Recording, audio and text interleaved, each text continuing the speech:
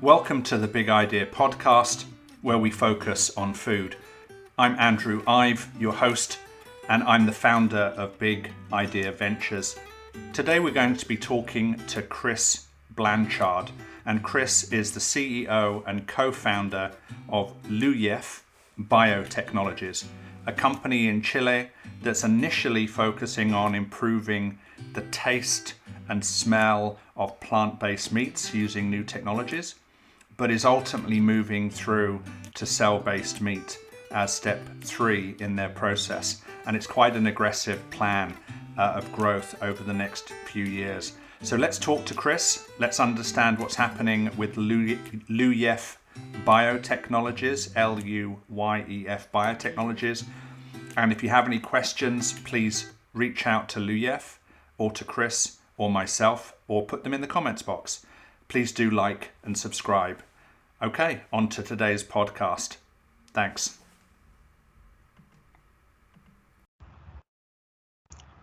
Hi, Kris. How are you? Hi, Andrew. I'm okay. And you? You keep saying okay. I really want you to say you're having an amazing time. Okay. Life is brilliant. Okay is just sort of run of the mill. Anyway, tell me what's going on with Luyef and tell me about the company. What are you guys doing? Well, in Luyef, basically we are developing technology. So we are a food tech startup developing the technology basically to accelerate this transition towards a more sustainable and hopefully animal-free food industry.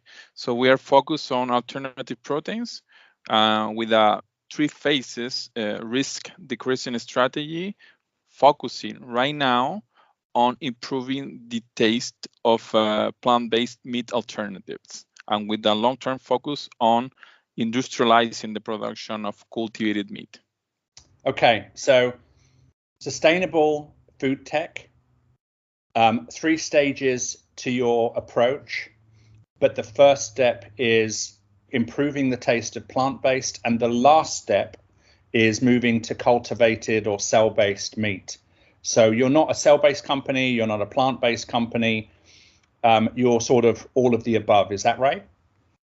That's correct. Yes, we are not a 100% cultivated meat company, neither a plant-based company. We are kind of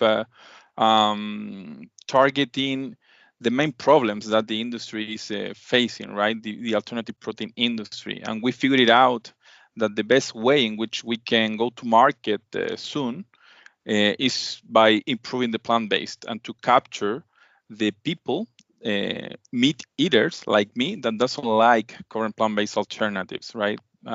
Mainly by improving the flavor, the taste of plant-based meat alternatives. Let's have us focus in terms of our conversation on that first step, and I hope we have time to get to the last step in terms of cell-based meat. So first step, your problem is, as far as you've identified it, the taste of plant-based meats, and you guys want to solve that. How are you tackling that problem? Yes, so we are using a procedure that is called, or a technique that is called precision fermentation. So we are using microorganisms to produce a protein that is called myoglobin, bovine myoglobin, that provides the taste and also the color and the aroma of animal-based meat or animal farming-based meat. Yes, okay. So basically, from your point of view, the taste of traditional meat is that myoglobin, and you're working on a new way to create myoglobin that doesn't require sort of the processing or the killing of traditional animals. It's actually growing that myoglobin in a new way. Is that correct? Yes. So we are using a microorganism. Actually, we are using 2 types of microorganisms. By using some techniques of molecular biology, we can improve, for example, the process of production of this protein inside the cell in order to the cells to secrete this protein, animal protein, to the cell media in order to capture the protein and to purify it and to have in the final step a nature identical protein or a component, right? Which in this case is bovine myoglobin, which is the protein or the component that is providing this aroma, flavor, and color to farming-based meat. Okay, so if I was a plant-based manufacturer, how would I use your myoglobin grown through precision fermentation? Is it, a sprinkle of this stuff into a plant-based product, and that gives it the right aroma, the right taste, etc.? How do people how should they think about using your product? Yes, so basically our product is not only myoglobin, so it's a formulation, which in this case the key component is myoglobin, but the formulation we call it TAME, okay? And TAME in Spanish, but in English it stands for the authentic meat eating experience. And this can be added to, for example, a plant-based burger in a concentration according to our measurements in between 0.5 and 1.5% in mass to the plant-based burger in order to provide to the burger the aroma and the taste of farming-based meat. And you've said that the protein that you guys are growing is nature identical. So it's that 1 to 1.5 or that 0.5 to 1.5% that's going to give that plant-based burger the finishing touches to the taste and the smell experience of traditional meat. Would it still be considered plant-based, wholly plant-based, or by this point is it a hybrid and it's no longer vegan or vegetarian? Yeah, that's a really good question, I would say, because to be honest, I think to me it's a new type of product, right? It's not, for example, like the legmoglobin from Impossible, which is a kind of a structural analog of myoglobin, but is produced in plants, right? So this product can be categorized as plant-based, but in our case, we are producing the real animal protein without any animals, right? And then to add it to a plant-based burger. So maybe could be considered as an hybrid product. I think we need to have whoever it is that is the sort of the arbiter of all things vegan and all things vegetarian to get involved in the discussion and help us make the call about whether this would, as you're not including animals. Well, let's actually take a step back. If you're not including animals, where are you getting the original cells from that are being used to grow? Aren't you taking them from an animal? No, actually the only thing that we need from the animal is the genetic sequence, right? The gene that encodes or codifies for this protein, right? So we actually don't need to go to a cell and to take this gene and to insert it into a microorganism. What we do is that we can just order the gene, right? And then there are some companies that can create this gene artificially, right? It's just a sequence of genetic material, and then you can insert this material inside the cells of the host, which is in this case are microorganisms. So not even a biopsy. No, for the yes, no, not at all, not at all. For the production of TAME of animal. This animal protein, myoglobin, we don't need any biopsy at all. So no animal cells whatsoever. So I think, I don't know, I'm not the judge and jury of all things vegetarian and vegan, but if you don't touch an animal, if you're not taking cells from an animal to create this, then I don't think how it could possibly be anything but vegan or vegetarian. And I know that's not necessarily the goal. The goal is to create food that is much more sustainable and gives people the same experience. But yeah, I'm not seeing this as a hybrid even. But let's see what people listening today think about that. Is this so the question is for everyone is if no animals are touched or involved in this process, apart from knowing what the gene sequence is, which is work that's already been done, is this vegan, vegetarian, hybrid, animal-based? How does everyone think about this? It'd be good to get any feedback that people have. So getting back to it, you've got this ingredient, myoglobin. You guys are using it as an addition or an ingredient to plant-based to make it better taste, better fragrance, more like the traditional product. Is this going to require some form of approval so that you can use it as an ingredient in human-based foods? Yes, yeah, that's correct. So in the US, for example, we will need to file a GRAS notification, right? So we are working on it. And here in Chile, we are also working in the process for the regulatory framework, not only for this recombinant protein that is real animal protein, nature identical, but animal free, but also for cultivated meat. So the idea is that once we are ready or kind of ready with the next phases, we will already be in conditions of producing and selling cultivated meat here in the country, and to position Chile as one of the leaders in the world. So Chile is likely to approve this ingredient as fit for human consumption before the United States, as far as you're concerned? For the United States, there are some competitors that are they have some kind of similar approach, which includes the production of this protein, myoglobin, and they already have some GRAS notification. So the issue will be easy in the United States, I will say, because they already have some kind of knowledge regarding this protein, right? The only difficulty that we see, but I think that we have some advantages, is that the purification of the protein in order to be sure that you don't have any contamination from the host. This is something that might be problematic, but our strategy in terms of technology is basically to decrease the cost of the production by secreting the protein to the media in such a way that is much more easy to collect the protein and to get a 100% purity myoglobin products. So getting rid of these problems, regulatory or potential regulatory problems.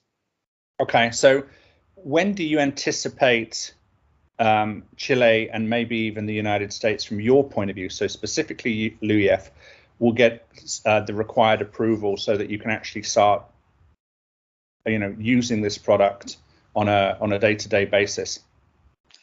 Yes, well, the idea is to do it during this year. Hopefully, we will be in conditions to put a product in the market by the end of the year via one of our partners, which in this case is a company, a traditional meat company that is innovating also in the field of plant-based. So basically, we are improving their plant-based by using our tame or by adding our tame to their composition, right? To their composition. So far, I've been working on this, and we figured it out, and we realized that they will get some benefit from this, in the sense that they will need to remove kind of 20% of the already ingredients that they use to mimic meat. So they will decrease the cost, and they will add our tame. So we are adding like two kind of values to plant-based companies, right? One, providing the real taste of meat, the aroma and the color, and also decreasing the amount of components that they should add to their plant-based. Decreasing, yes. So, for example, right now they're trying to hit that taste target using multiple ingredients, some of which are not necessarily natural, i.e., they're more sort of chemical than they are natural. in your case, you can provide the taste and the smell using one ingredient, which is nature identical and is considered, a sort of simpler, more natural product. Exactly. This is nature identical, and we have been consuming this protein since the humanity is the humanity, right? So shouldn't be any problem with this. So I've got two sort of follow-up questions. One is in terms of the myoglobin that you guys are producing, is it relevant to a specific meat type? Is this predominantly beef? Is this predominantly pork? Is it predominantly is it a red meat in particular, or is it across different meat categories? Yeah, it's mainly for red meat, right? Because this is the target, right? The target in terms of commercial impact and also in terms of technology, because we see more opportunities in providing the color. For example, other types of meat are not really red, right? They are not red meat, so doesn't make too much sense to work on this project for them. Actually, I just got a meeting with another company here in Chile, traditional meat company that is producing chicken, but we are collaborating with them, or we will, not in the tame or in improving the flavor of their plant-based, but probably in producing really real hybrid products, but cultivated meat and plant-based. Got it. Understood. From a commercial viability perspective, by the end of this year, you'll have ideally the regulatory environment in Chile, potentially even from a US perspective, the GRAS approval. What about from a scale perspective? So it's one thing to know that you can do it from a proof of concept, but how are you thinking about scaling this up so that you actually have an ingredient that you can sell to as many of the plant-based companies out there who want a better beef plant-based product? How are you going to scale up this technology? Yeah, so basically this technology is not super new. It's precision fermentation. We have been doing this for decades, and the novelty is not in the process, but in the microorganism and the molecular biology that we are inserting in the microorganism. This is the magic. But the other processes, they are standard processes, and we have, for example, contractors that are we talking with in order to for example send them our microorganism, and then they can produce and scale this up, and then we can just continue with our phases, right, in order to reach our mission. This is the plan. So we are producing right now at the lab scale. By the end of the year, hopefully we will be in conditions to produce in a pilot scale, and next year in an industrial scale. So this is not a problem. It's absolutely doable. The technology is proven, so not a problem. It's the way in which we have identified or the best way in order to go to market soon and to make a real proof of concept in a commercial environment, in a real commercial context, right? With a product that can add some value and can be highly competitive. So for those listening, we're talking about this year and next year. If you're listening after today, tomorrow, in the next week or two, we're currently in February 2022. So when Kris talks about this year, he's going to get regulatory approval, fingers crossed if everything goes well. We're talking about regulatory approval 2022 and pilot scale 2022. 2023 would be industrial scale with partners. From a partner perspective, have you already started to think about and have discussions with potential partners? Because, one of the things we spend a lot of time on with our portfolio companies is, you don't have to do everything alone. You can find great partners throughout the corporate environment who are excited about these innovations and will want to potentially partner with you. How are you guys thinking about that partnership piece? Because I don't think you want to raise $50 million tomorrow and set up your own, manufacturing facility, or maybe you do. But let's talk about partners for a second. Yes, sure. So yeah, we have been talking with potential partners for the scaling production of our TAME ingredient or TAME formulation. I'm not really sure if I can name them, but they are in Chile, in Argentina as well, and potentially in Europe and in the US. So we have possibilities, and we just need to figure it out the best fit, right? So we have been having these conversations with partners, and we're really sure that we don't have to do everything. We plan to produce a facility here, but this will be a pilot facility, a laboratory, right, at the same time that can help us with the other phases. But the facility for industrial scale, we have no expertise on this matter, and there are people they are expert on this matter, and we can just make an agreement, right? Perfect. Now, I know that we talked about there being 3 phases to Luyef. The first being the ingredient side for plant-based, and the last being cell-based. I kind of get the feeling that just in terms of the first area of focus, i.e. the ingredient piece, it's going to be incredibly it's going to be an incredibly interesting and complicated piece. It's a business in and of itself before we even start thinking about cell-based, etc. How are you thinking about those steps? Will you need to deliver on the first area of focus before you can make any steps towards the second and the third, or are you trying to run some of these things in parallel? Good question. So yes, right now we are working in the phase 1. We are focused on the phase 1 in the production of TAME, but we are also working a little bit in the phase 2. Not yet in the phase 3. I will let you know what is about the phase 3, but the phase 2 is basically to use a new type of scaffoldings that are like algae based, and we are using a Chilean algae that is called cochayuyo, and we have a patent for this as a possible scaffolding for culture meat production in order to go to market with an hybrid products that can be affordable and have some properties that are better than current plant-based, even plant-based without TAME, right?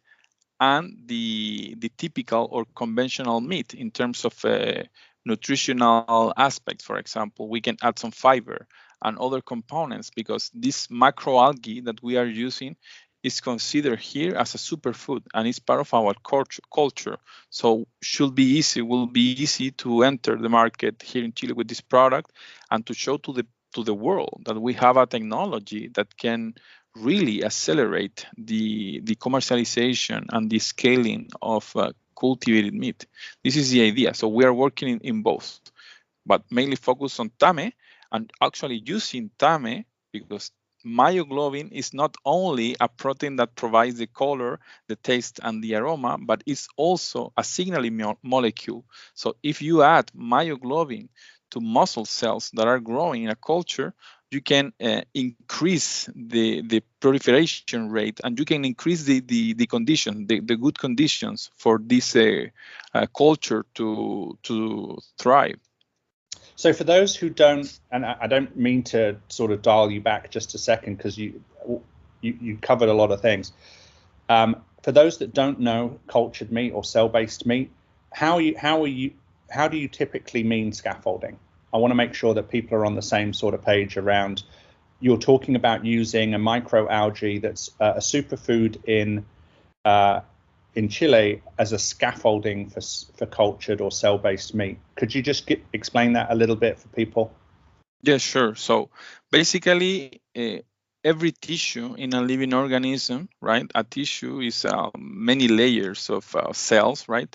They need to have some structural support in order to grow.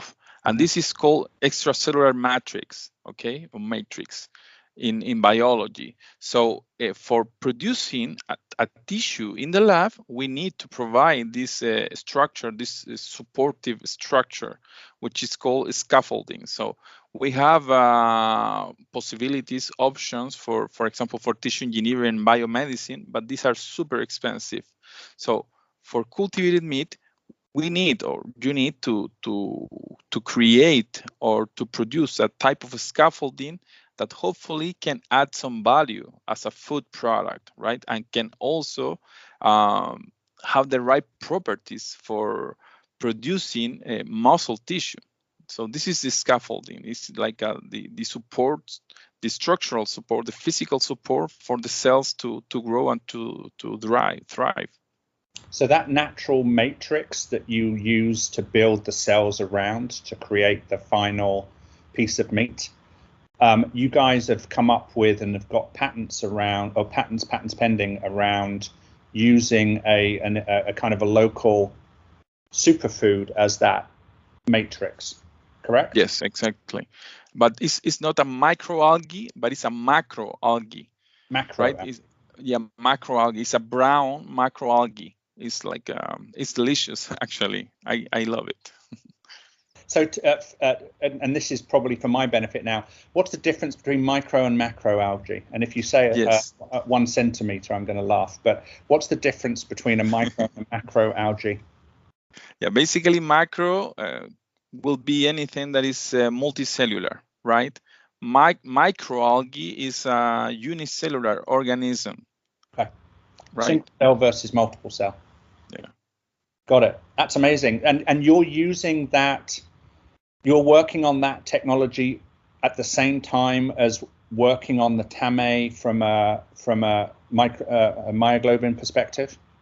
Yes, and the plan for early this year, may probably March or April, will be to use the production at the lab scale that we are providing of myoglobin to induce some changes in the cultures with our scaffolding, right? So kind of testing in house how much potential myoglobin has as a signaling molecule in addition to the organoleptic properties for cultivated meat.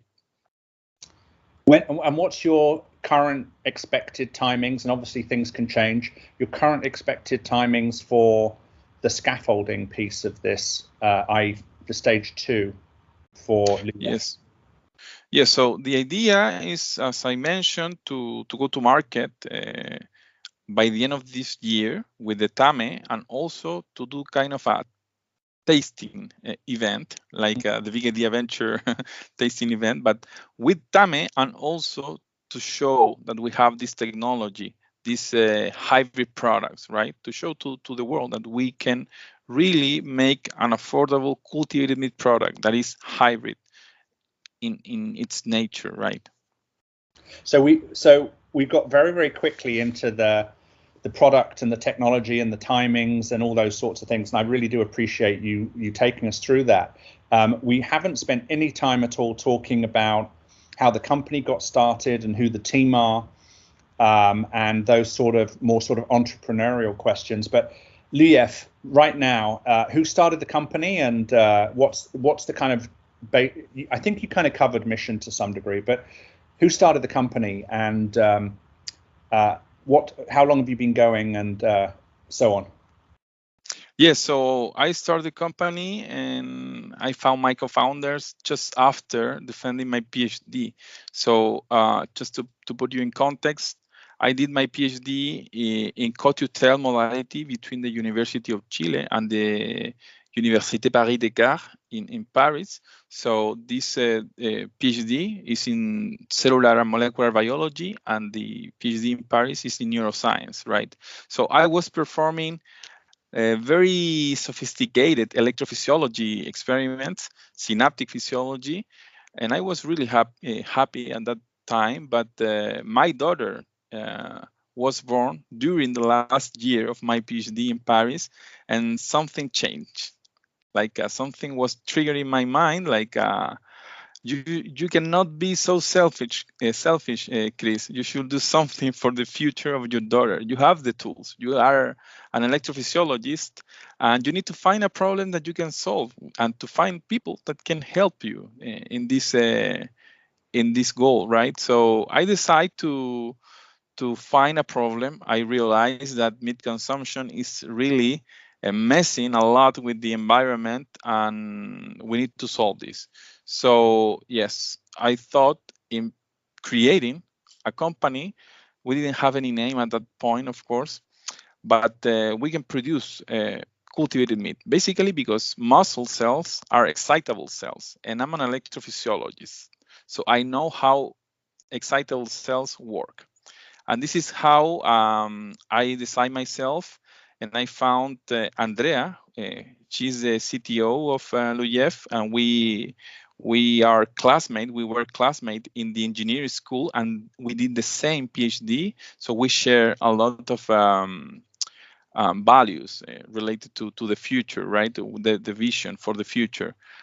So yes, she is the main partner in terms of science.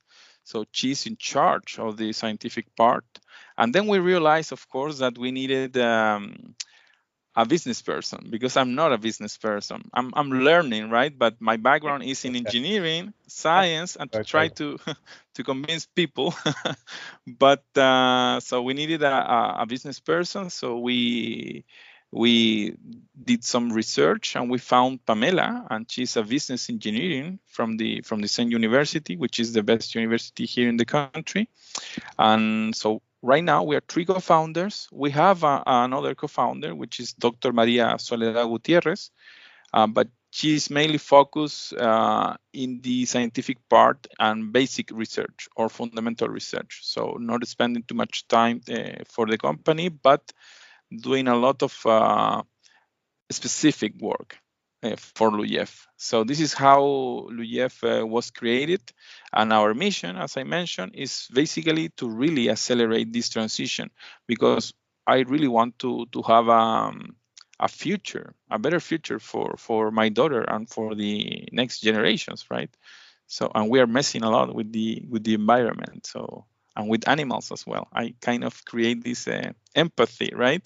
I think that after being a dad, my empathy grow like I don't know, triple in size. Yeah, I experienced the same thing. It probably took me. It wasn't as instantaneous as soon as they were born, but it certainly, as I started to sort of look through their eyes and also consider how they would see what we did. They would look at what we did in 10 years, 20 years, 30 years time, and would they be critical of how we treated our planet and the legacy we were giving them, or would they be complementary? And I'm not sure I necessarily want their compliments, but I do want them to have a better life and a good life, not a scarier, more challenging life than we had. So just going back to the team, there's Dr. Andrea Villanova. Obviously, she's a PhD as well. She's focused on, her PhD was in cellular and molecular biology. Then there's Pamela, Pamela Barroso, who is the Chief Business Officer, and she's focused on customer experience, turning this science into, working with you and the rest of your team on turning this science into a real business. And then yourself, and you've got, is it one PhD or does it end up being two PhDs because you did it in multiple places? Yes, it's two PhDs. I can say that that I have two PhDs.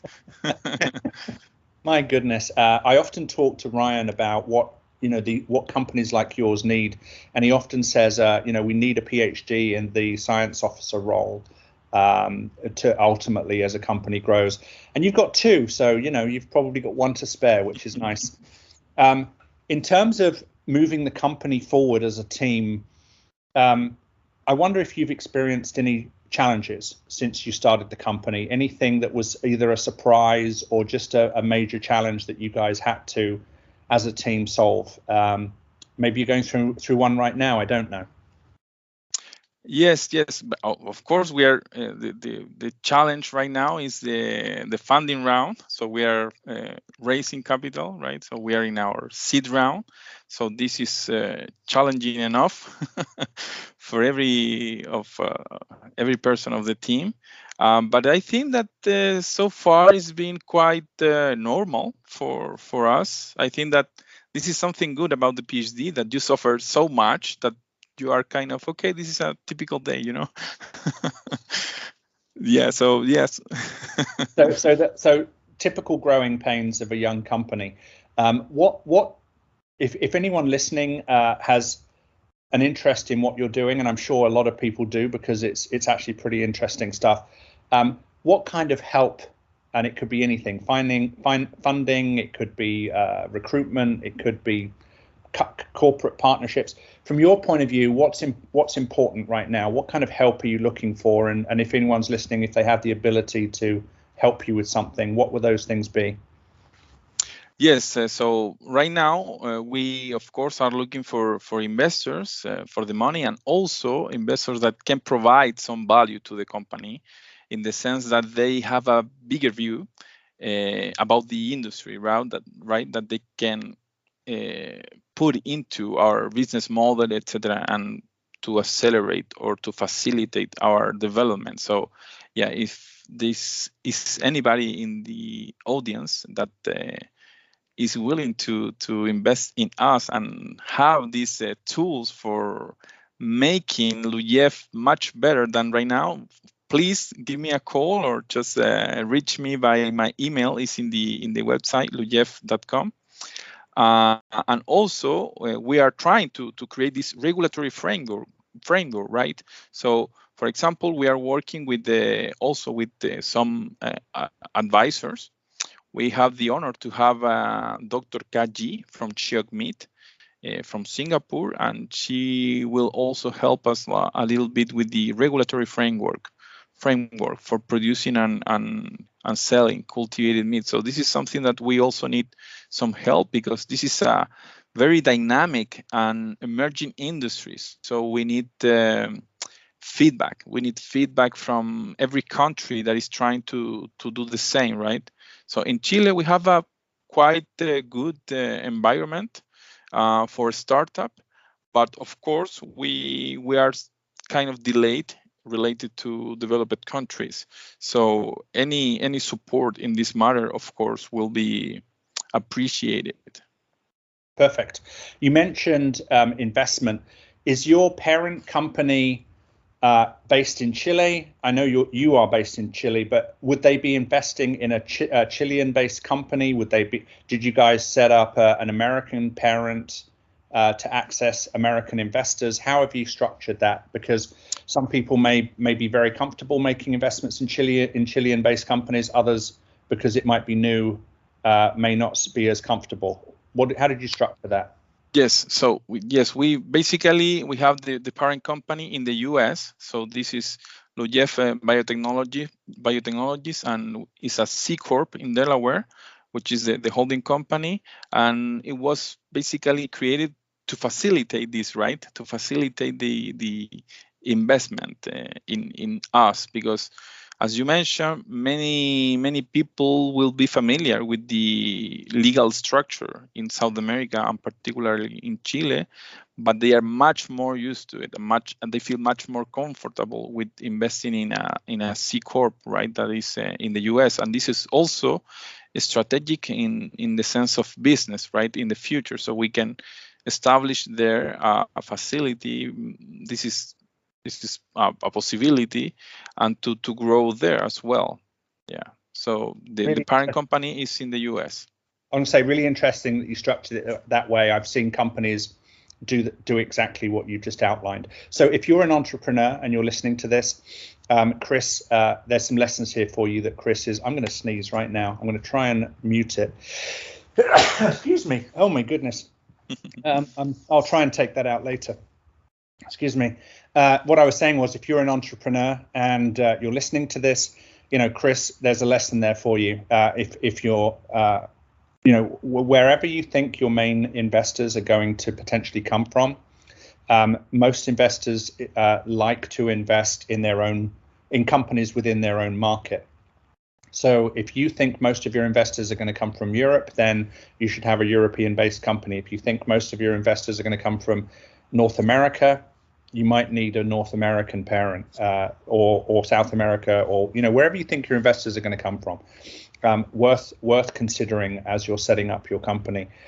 One other thing to take into consideration is if you think some of your money is going to come from government-based grants, then you also need to take that into consideration, because they typically only give government grants to companies that are within their country.